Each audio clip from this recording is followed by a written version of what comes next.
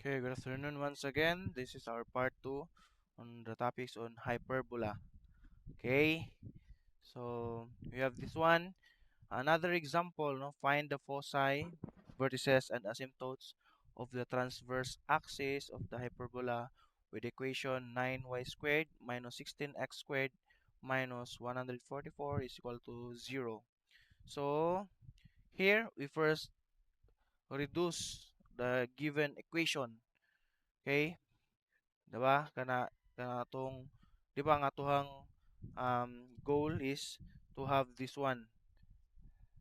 Katong duha ra na kabuok y squared over a squared minus x squared over b squared equal to 1 and x squared over a squared minus y squared over b squared equal to 1. So ang atong goal is ma-express na to ani. So whatever nga equation nga makita nato is express na to og ingani. Okay?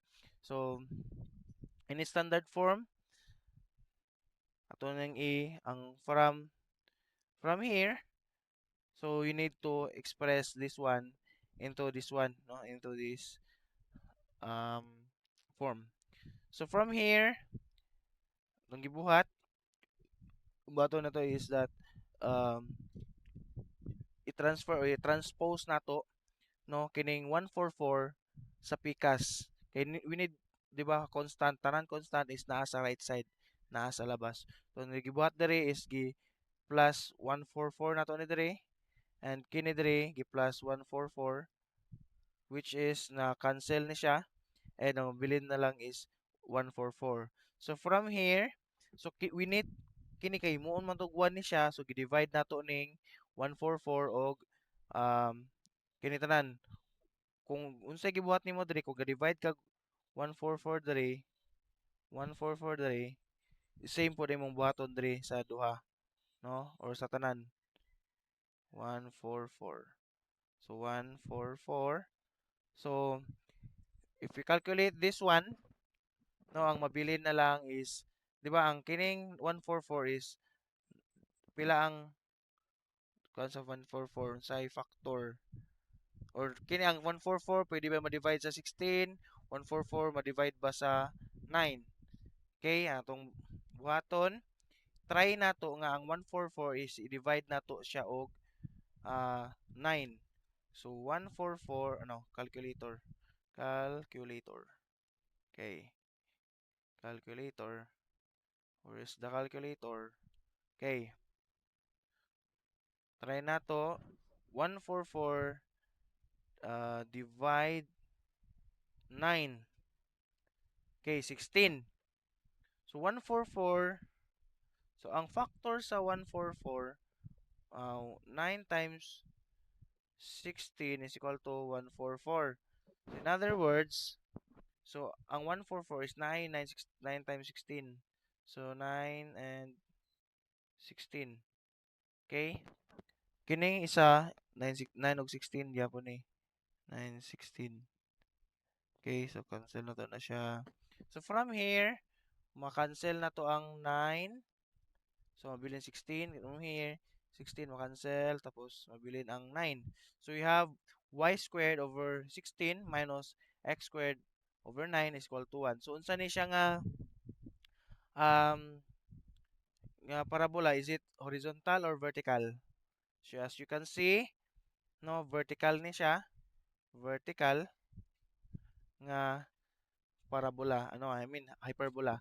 Since ang atohang a is kini no nasa y, so may tabo from that one ang atong buhaton kay ang a squared nato is 16.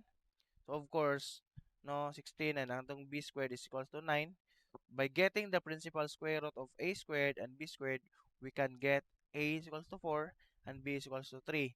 So let c is equal to square root of a squared plus b squared, no?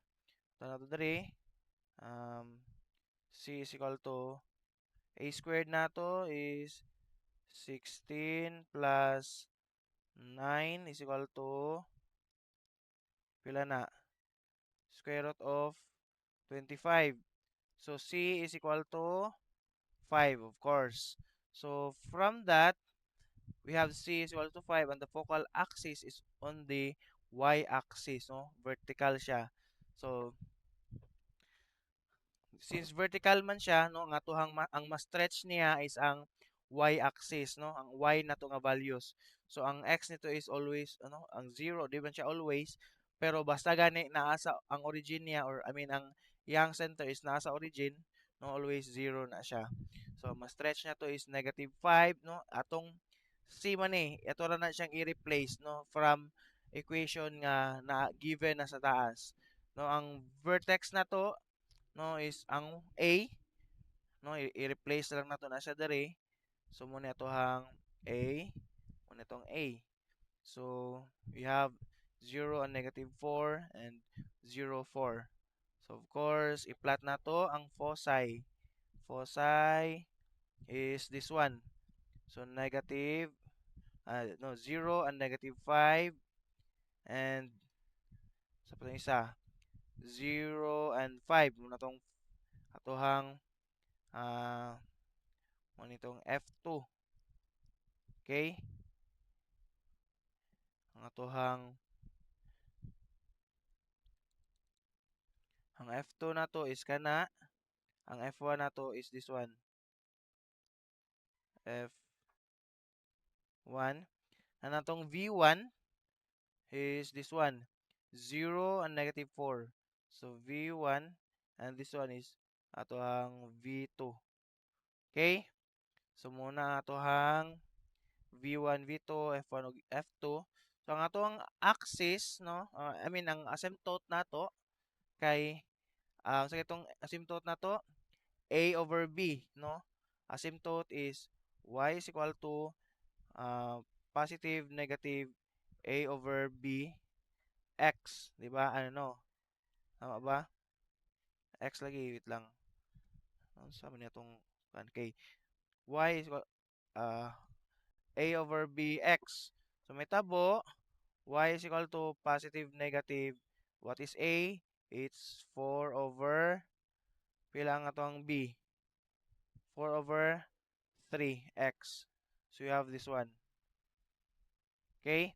So the graph of x squared over 9 minus y squared is over 4 is equal to 1 is shown in figure 4.